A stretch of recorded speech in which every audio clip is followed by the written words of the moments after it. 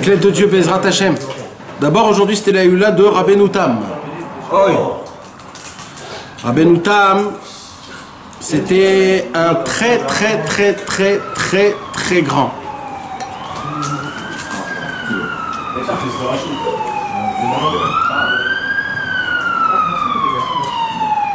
Et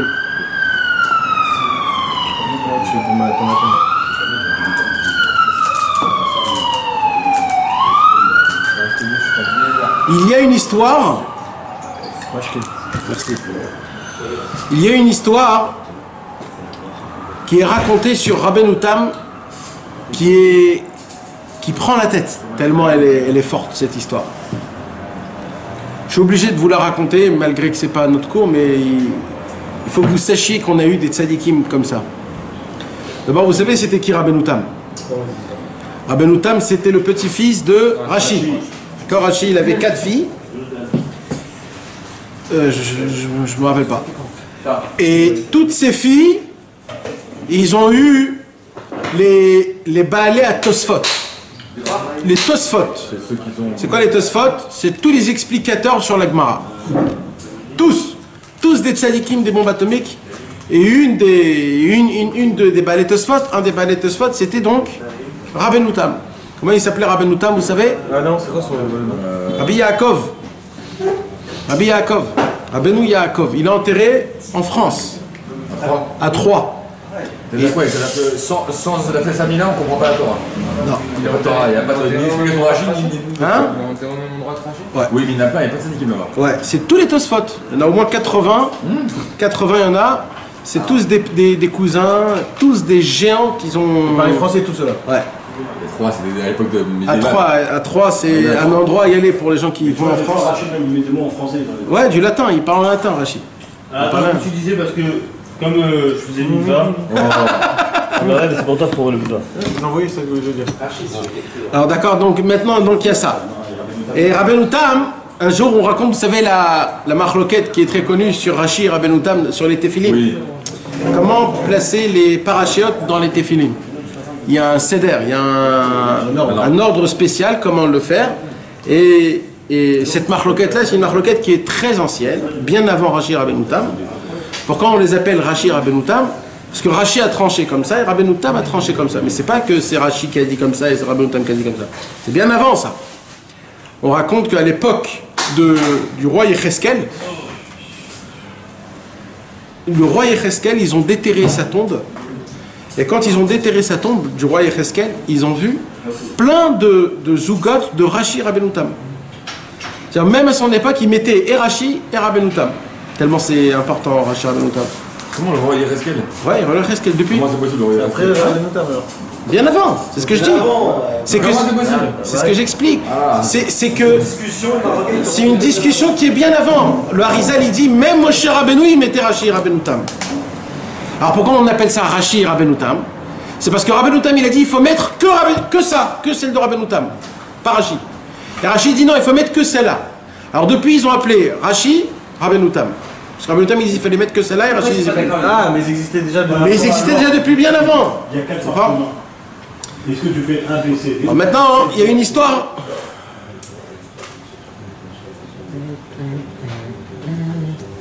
Pas de messe basse. Et je me touchais moi aussi. Hein. Ce que je lui ai dit, t'aurais tremblé.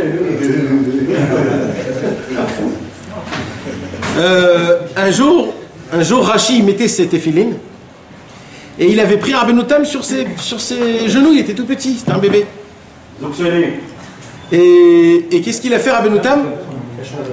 Il a fait bouger à son grand-père, à Rashi, les téphilines comme ça. Et il a dit, toi, tu vas être ma contradiction quand tu seras grand. Et bien maître, quand il a grandi, il a contredit son grand-père Rashi. C'était une vision ou c'est parce qu'il a dit que c'est devenu ça? C'était une vision, c'était une vision. C'est que Rashi, il avait vu que rien n'est pour rien. S'il lui a bougé les téphilines, c'est pas pour rien. Alors maintenant, il y a une très belle histoire que je vais vous raconter. Vous allez voir c'est quoi la force des tzadikim. Cette histoire, elle est écrite nulle part, mes amis. Que vous le sachiez, appréciez l'histoire que je vais vous raconter ce soir. Elle est écrite dans un seul livre qui s'appelle Seder Adorot, que le livre Seder Hadorot, il a dit, j'ai trouvé un parchemin très ancien où cette histoire a été écrite. Alors écoutez bien cette histoire. À l'époque en France, en plus ça s'est passé en France à Troyes. C'est qui Seder Hadorot? Seder Hadorot, c'est un tzaddik qui s'appelle Rabbi Yechiel Alperin, un des très anciens tzaddik Mekoubal Chaval Al-Azman. De quelle époque Lui, il a 300-400 ans à peu près. À l'époque de Washington, non? Avant même.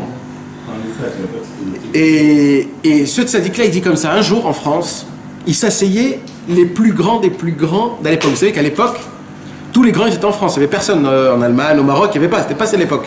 Et à Milan, Yerushalayim, c'était en France. Toute la Torah, elle se diffusait en France. Quelle belle la France. Ouais. Il y a pas mal de Paris aussi. Ouais, Rabbi Yechiel.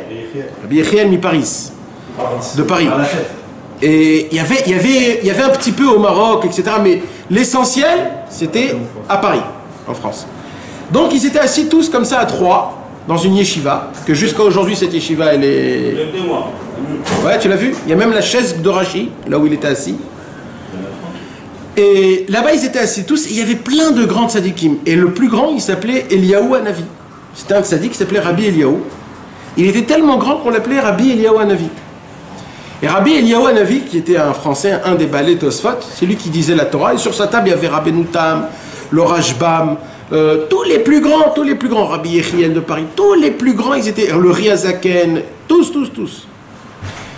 Et à l'époque, nous aujourd'hui on connaît ces choses-là, mais à l'époque il n'y avait pas le Shulchan Aruch, donc à l'époque il y avait plein de choses que pour nous aujourd'hui c'est très simple, mais à l'époque ils ne savaient pas.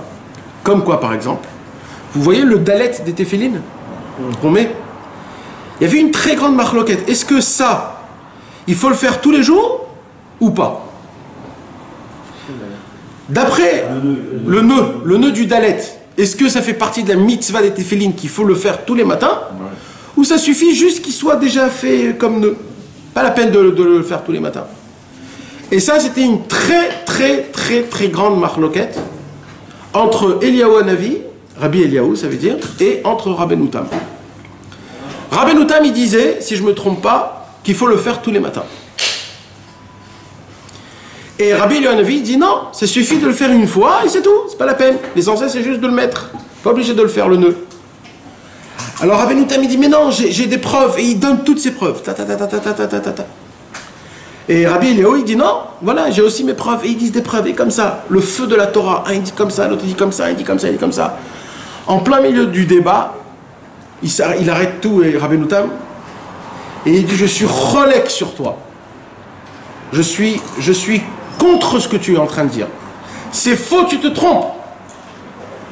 Alors Rabbi Eliyahu, il a dit bon, je vois que tu es très fermé. Ouais. Là, on va faire descendre Eliyahu Hanavi. Je m'appelle Eliyahu. On va faire descendre Eliyahu Hanavi. Alors il a dit fais descendre Eliyahu Hanavi. Et Rabbi Eliyahu Hanavi, il sort dehors et il dit Eliyahu Hanavi, on a besoin de toi. Eliyahu Hanavi, il descend. Il s'appelait Rabbi Eliyahu, on l'appelait Rabbi Eliyahu Hanavi. Mais en fait, c'était pas Eliyahu Hanavi. Alors, mais lui, il a appelé le vrai Eliyahu Hanavi. D'accord? Et Eliyahu Hanavi, il descend. Il rentre dans le Beth Midrash, il dit Eliyahu Hanavi, voilà, on a un débat entre moi et Rabbeinu Tam. Est-ce qu'on doit faire le nœud des téphilines de la roche tous les jours, le dalet? Eliyahu Hanavi, il dit je me rappelle que dans le mont Sinaï, Moshe Rabbeinu, il avait dit qu'il faut le faire. Ça suffit une fois. Rabbeinu Tam, il dit je suis cholek. On fait descendre Moshe. Mais comment c'est ça? C'est ce qu'il prêche, Rabbeinu Tam? Ouais, mais il dit je suis cholek. Comment? Parce que. Mais c'est ce qu'il dit lui. Il se contredit même quand il dit ça. Alors Rabbeinu Tam, il dit. Rabbeinu Tam, il dit à Eliyahu Hanavi. Il suffit une fois, il veut dire. Rabbeinu Tam, il dit à Eliyahu Hanavi, je veux que tu fasses descendre Moshe Rabbeinu. Je veux qu'il descende. Et je veux ici qu'ils nous disent s'il faut faire le dalet tous les jours ou pas. Eliyahu Hanavi, il sort dehors. Il dit pardon Hachem, mais on a besoin de Moshe Rabbeinu. Moshe Rabbeinu descend. Il descend, il rentre dans le Beth Midrash à 3. Et ils s'assoivent. Et il dit oui, mes enfants. C'est quoi la question? Ouais. Excuse-moi, c'est dans quelle époque? Il y a à peu près 900 ans. Au Moyen-Âge. À peu près. De Moyen-Âge. Non, non, à peu près à 900 ans. Rashi Rabbeinu Tam, c'est à l'époque il y a 1000 ans. Rashi c'était il y a 1000 ans. Donc on parle Rabbeinu Tam, c'est il y a 900 ans, un truc comme ça. D'accord? Il fait descendre Moshe Rabbeinu, on pose la question à Moshe. Et on dit, Moshe, est-ce que il faut faire le nœud du Dalet tous les jours? Et il dit, je me rappelle que quand Hachem, il m'a enseigné pendant 40 jours et 40 nuits, il m'avait dit que ça suffit une seule fois. Rabbeinu Tam, il a dit, je suis Cholek, Moshe. Et il a dit, Moshe, la Torah, c'est la Torah. Il n'y a pas de... La Torah, c'est un débat. Viens, on débat, nous deux. Et Moshe Rabbeinu et Rabbeinu Tam, ils font un débat de feu. Et Moshe Rabbeinu, il dit non, et oui, et non. Jusqu'à que Moshe Rabbeinu, il dit... Je vais t'appeler. Oh non, Moshe Rabbeinu, il dit, tu sais quoi? Tu commences à me faire un doute. J'ai peut-être un doute. Il dit, Rabbeinu Tam, oui, je veux que tu ailles voir. Alors Moshe Rabbeinu, il dit, ah, ok. Je vais demander à Hachem lui-même. Moshe Rabbeinu, il monte dans le ciel. Moshe Rabbeinu, il monte dans le ciel et il demande la question à Kadosh Baruch Hu. Il dit à Hachem, c'est comment qu'il faut faire? Il dit... Je me rappelle. Non. Alors il dit à Kadosh Baruch Hu, Behemet, en vérité, il faut le faire tous les jours. Mais comme j'ai donné la Torah aux humains, et que les Chachamim, ils ont été tranchés, que ça suffit une fois, il dit, même moi, je le fais pas tous les jours, les téphilines. Hachem, il dit ça. Le nœud.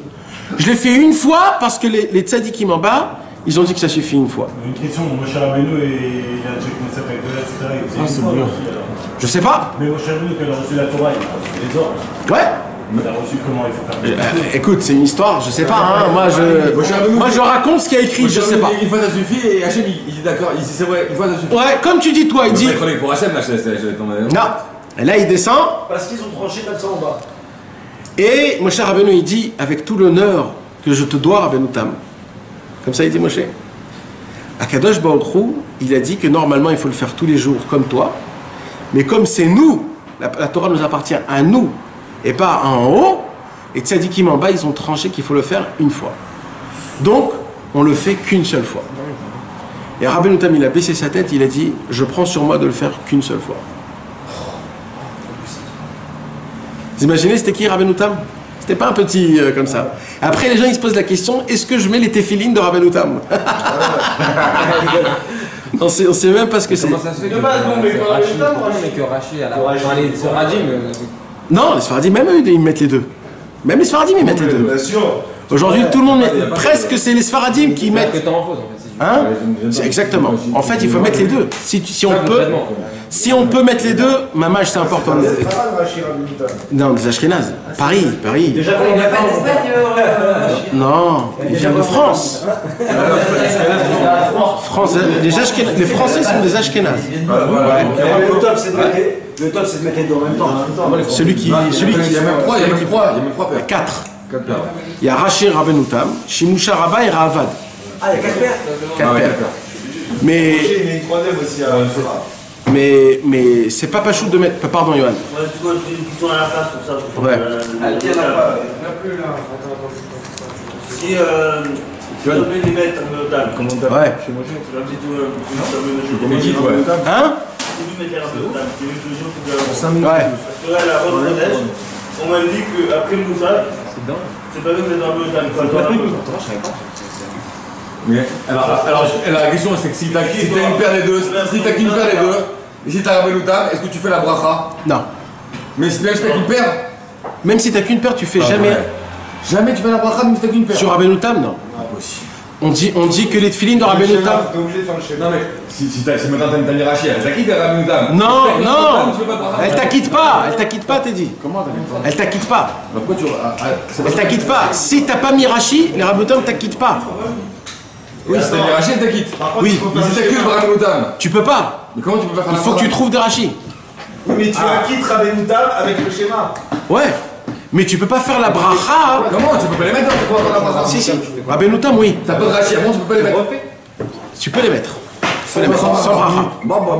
Mais quoi, quand tu les mets, tu fais 2 fois le schéma, non? Ouais. Le Harizal, il dit que les tefilines de Rabbeinu Tam, ils sont tellement hautes que tu peux pas faire une bracha. Tellement qu'ils sont hautes. Elle est plus haut que la bracha. Le Harizal. Je crois des caca, il y a une semaine qui m'a dit que les films de Rabbeinu Tam, c'est une puissance. C'est une puissance. Alors, ça change ta vie. Rabbeinu, il a dit celui qui change ta vie. ne viendra pas, c'est à cause des gens qui ne mettent pas Rabbeinu Tam. et il y a écrit dans l'Ikuta à la roque. C'est à cause des gens qui ne mettront pas Rabbeinu Tam dans les temps. J'ai bien fait faire. Ah, bah c'est quelqu'un qui m'a dit ça. C'est quelqu'un qui connaît, c'est Shimon. Vous connaissez Shimon de là-bas, de Ramallah là? On a vu le bracelet qu'on a vu. Sheli, Shimon Sheli. Ah, Simon Sheli. Exceptionnel lui. Ouais, très gentil. Très gentil. Qu'est-ce qu'il dit dans le bout à la phrase?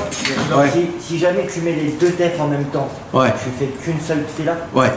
Tu peux les mettre dans le même temps? Oui, il faut les Ouais. petites. Il faut des petites. Mais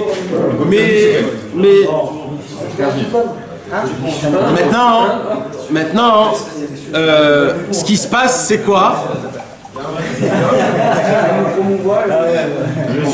Mes amis, maintenant Rabbi Nathan, il dit sur le Likuta Alachot, dans Ilchot Tefillin, il dit Rabbi Nathan que ça fait quoi les Tefillin?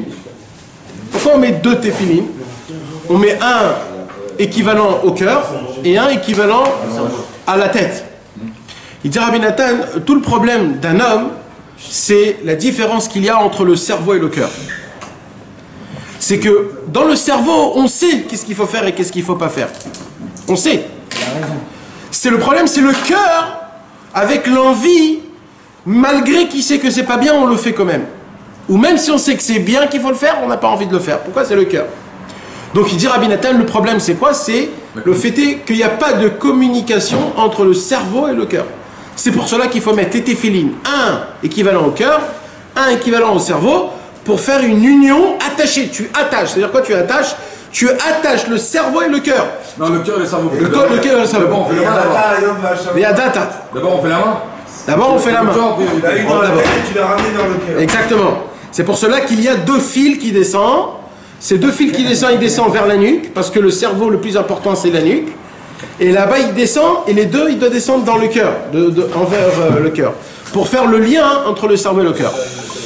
Et ils sont posés sur la frontale. Voilà. Et maintenant, on met 4 parachutes équivalents aux 4 mochines qu'il y a dans le cerveau. Il y a Chochma, Bina, Da'at, et il y a au-dessus de ça, il y a le Keter. Ce sont 4 cerveaux qu'on a, équivalents aux 4 branches. C'est pour cela que il y a 4 branches. Keter, c'est la couronne. La couronne. La couronne, c'est Or Amakif, c'est une lumière qui t'entoure. Un chine à 3 branches, un chine à 4 branches. Un chine à 3 branches, un chine à 4 branches. Les lumières. Il dit Rabbeinu, un chine à 3 branches, un chine à 4 branches, 3 et 4 font 7. 3 et 4, 7. Plus. Il dit Rabbi Nathan, c'est les 7 mendiants. C'est les 7 mendiants que Rabbeinu il a rapporté. Les 7 mendiants, parce que dans les 7 mendiants, ils étaient équivalents à la tête. Quand tu mets ça, tu as la force des 7 mendiants en une seule boîte. C'est pour ça que tu ne peux pas les mettre toute la journée, parce que c'est une force qui est très forte. Et il dit Rabbi Nathan que les téphilines, c'est comme une application qui t'arrange le cerveau au niveau du cerveau de la Torah. C'est-à-dire quoi? C'est-à-dire un mec qui ne met pas les téphilines, quand tu lui expliques une logique de la Torah, il va dire peut-être oui, peut-être non. Pourquoi obliger comme ça? Parce que son cerveau, il n'est pas formé, il n'a pas les bases de ce qu'un juif il doit avoir. Quand tu mets les téphilines, tu fais rentrer dedans les paramètres de la Torah. Il dit Rabbeinu, mais c'est de quelle Torah on parle? On parle de la Torah de la galoute, la Torah de l'exil. Il dit, mais le Mashiach, il a une nouvelle Torah dévoilée. Et cette nouvelle Torah-là, on ne l'a pas, nous, dans notre cerveau. Alors, comment on va accepter le Mashiach? Alors, il dit, Rabbi Nathan, c'est le travail que Rabbeinu Tam a fait. Le Rabbeinu Tam a créé les parachutes en haut, en équivalent que quand tu mets Rabbeinu Tam, il te le performe dans le cerveau Mashiach, Et là, dès que tu verras le Mashiach, tu vas dire c'est lui. C'est Matrix, si tu rajoutes des gigas à la fin, tu rajoutes des gigas dans sa Exactement. Et c'est pour ça que Rabbi Nathan, il a dit que le Mashiach peut pas venir quand on met pas le Rabbeinu Tam. Parce qu'il pourra venir, mais on va pas comprendre que c'est lui. Tu décodes avec le... Exact. C'est pour ça qu'ils sont tellement importantes, les Rashi et les Rabbeinu Tam. Bon, ça c'était juste une petite parole parce que c'était la Hulula de Rabbeinu Tam. Mais mis à part ça, ce soir c'est un très grand jour. Je suis obligé de parler de ça parce que je ne sais pas si on en parle dans le monde. Au moins qu'on soit nous les seuls qui en parlent dans le monde. Aujourd'hui, on est le Dalet Tammuz. D'accord? Et il s'est passé quelque chose aujourd'hui. Rabbi Nachman de Breslev, un jour quand il est passé à Ouman, avant qu'il habitait à Ouman, il habitait à Breslev. Et un jour il est passé dans la ville de Ouman. Quand il est passé dans la ville de Ouman, il a vu un feu qui brûle du parterre jusqu'au ciel. Alors, il a dit, c'est quoi ça? Alors il a dit, je suis obligé de rentrer dans la ville pour voir c'est quoi ce feu. Alors il est rentré dans la calèche dans la ville, et il s'approche d'où? D'un cimetière. Et il voit qu'il y a un feu spirituel qui est du parterre jusqu'en dans le ciel. Un feu énorme, énorme, énorme. Alors il commence à poser la question, à essayer de demander à droite, à gauche, qu'est-ce qui s'est passé ici? Qu'est-ce qui s'est passé pour que les gens, pour qu'il y ait un feu pareil? Et ils lui ont raconté les 30 000 qui sont morts à Al-Kiddush Hashem. Quand il a brûlé l'arbre là Non. Un spirituel, un feu spirituel, il l'avait vu. D'accord? Ils ont ramené dans une église et Et qu'est-ce qui s'est passé? Qu'est-ce qui s'est passé? Ils lui ont raconté à Rabbeinu que quelques années auparavant, à peu près 100 ans avant, il y avait un rachat, un goy qui s'appelait Chamilenetsky. Ce Chamilenetsky là, il était contre les juifs. Et un jour il en a eu marre, et il a dit, je veux que tous les juifs de la ville de Ouman se convertissent au christianisme. Alors tous les juifs d'Ouman, ils se sont dit, mais il est fou ce fou, quoi, qu'est-ce qu'il veut exactement? Et comme ça, tous les jours, il leur disait. Jusqu'à qu'un jour, il en a eu marre. Il a pris la grande synagogue qu'il y avait à Ouman, et il a dit, maintenant, je proclame que tous les juifs d'Ouman, ils rentrent dans la synagogue. Comme il était très fort, il était armé, etc. Tous les juifs, ils ont eu très peur. Ils sont tous rentrés dans la synagogue. Tous, hommes, femmes et enfants. Ils sont rentrés dans la synagogue, il y avait là-bas 30 000 juifs dans la synagogue. 30 000 juifs. Ouais. C'était la grande synagogue Merkazi. Et il a mis dans l'entrée de la synagogue une grande croix. Et il a dit, tout celui qui veut sortir de la synagogue, il faut qu'il se prosterne sur la croix. Et celui qui se prosterne, qui sort, il peut vivre. Celui qui ne veut pas se prosterner, là-bas il va mourir. Et il attend. Sur les 30 000 juifs qu'il y avait là-bas, des enfants, des femmes, il n'y en a pas un seul qui est sorti. Pas un seul. Alors il a dit, c'est pas possible. Il a dit, tu sais quoi, je vais les tuer petit à petit, peut-être qu'ils vont sortir à la fin du compte.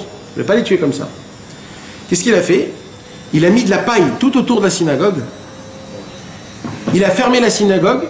Il a allumé toute la paille autour de la synagogue et toute la fumée rentrait dans la synagogue. Personne ne pouvait respirer. Et ils sont tous morts. Comment on dit? Asphyxiés.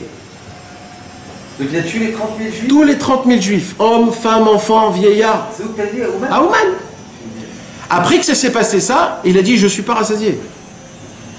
Qu'est-ce qu'il a fait? Il a dit à toute son armée, on va rentrer dans la synagogue et on va faire un pogrom. On va les décapiter tous. On va tous les décapiter. On va leur couper leur tête, leurs bras, leurs mains. On va leur faire couler tout le sang qu'ils ont dans le corps. Et ils sont rentrés, ils sont armés. Et ils ont décapité 30 000 juifs. Et on raconte qu'il y avait tellement de sang que ça s'est passé dans une colline, que tout le sang, il est descendu et il y a eu un nahar, un fleuve de sang en bas de la colline. Une rivière, ouais. Une rivière remplie de sang. Et il y avait des montagnes de corps. Et tellement il y avait de corps et qu'il ne les a pas permis de les enterrer, il y avait des vers de terre, il y avait des oiseaux qui venaient là-bas, ça sentait très mauvais. Mais il a dit, je veux que tout le monde regarde ce qu'on a fait. Et petit à petit, il y avait des juifs qui ont entendu ça, ils sont venus et la nuit, ils venaient et ils prenaient 2-3 corps, ils les enterraient. 2-3 corps, ils les enterraient comme ça chaque nuit jusqu'à qu'à la fin, ils ont tous déterré. Et ça s'est passé quand? Aujourd'hui. Le Dalet Tammuz, ça s'est passé pendant 3 jours. Aujourd'hui, ça a commencé le feu. Dalet, He et Vav. Ces 3 jours-là qui vont venir, ça a commencé le pogrom.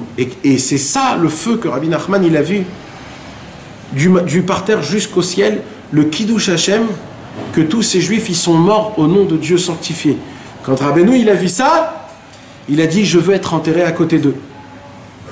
Et c'est là-bas où Rabbeinu il a été enterré. Et Rabbeinu il n'était pas à côté des synagogues, non? Ça s'est passé? Il était là-bas. Dans la synagogue? Non mais la synagogue elle était brûlée. Elle était brûlée. Mais il a dit là où ça s'est passé, c'est là où je vais être enterré. Ah, parce que tu as dit qu'ils ont pris tous les juifs. Après, Tous les juifs, il n'y avait plus de juifs. Il n'y avait plus de juifs. il était pas là, lui. Quelle race. Et c'est ça la colline qui est en bas du Tzion de Rabbi Nachman, il y a eu un fleuve. Tout ce fleuve était rempli de sang. Quoi, le fleuve, on fait tacher? Non, quand on veut aller dans le chouk, quand on monte, quand on descend et qu'on monte, là où il y a le mégomètre, le grand billion blanc, par derrière, pas par devant. Jusqu'à aujourd'hui, il y a le truc de la rivière. Il y a même le pont à l'époque de Rabbi Nachman, tout ça, ça n'a pas changé. Et tout ça, c'est pour ça que c'est un jour aujourd'hui, celui qui peut, c'est important d'allumer des bougies pour tous ces 30 000 juifs qui sont partis en suctifiant le nom d'Akadosh Baruch Hu, le nom d'Hachem. Et, hein, c'est aujourd'hui. C'est aujourd'hui, demain et après-demain, ça pendant 3 jours.